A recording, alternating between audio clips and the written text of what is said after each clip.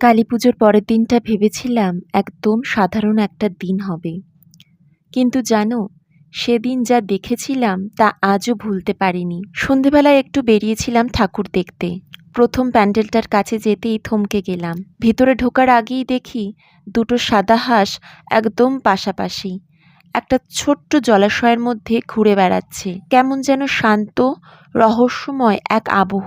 তারপর যখন প্যান্ডেলে ঢুকলাম, ওই থিমটা মনে হচ্ছিল যেন ছোট ছোট কুটিরগুলোর মধ্যে দিয়ে আমি ঢুকে গিয়েছি অন্য এক জগতে।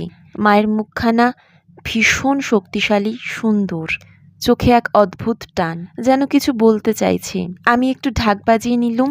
তারপর গেলাম সেই বিশাল প্যান্ডেলে, যেখানে মা কালীর মূর্তি প্রায় 12 হাত উঁচু। ঢাকের আওয়াজ, আলো, ধোঁয়া সব মিলিয়ে মনে হচ্ছিল যেন মা সত্যি উপস্থিত আছেন।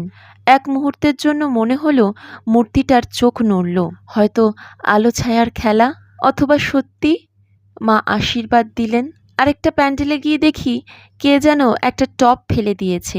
মাটির ওপর গড়াগড়ি খাচ্ছিল গাছটা। না জানি কে রেখেছিল, তবু তুলে আবার ঠিক জায়গায় বসিয়ে দিলাম। মনে হলো মা বোধহয় চাইছিলেন আমরা শুধু দর্শনই না, কিছু ভালো কাজও যেন করে যাই। তারপর একে একে আরো অনেকগুলো প্যান্ডেল ঘুরলাম। প্রত্যেকটা জায়গাতেই যেন কিছু না কিছু রহস্য লুকিয়ে আছে।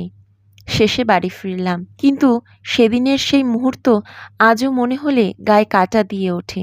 ওটা কি শুধু আলো ছায়ার খেলা ছিল, নাকি সত্যি মায়ের আশীর্বাদ?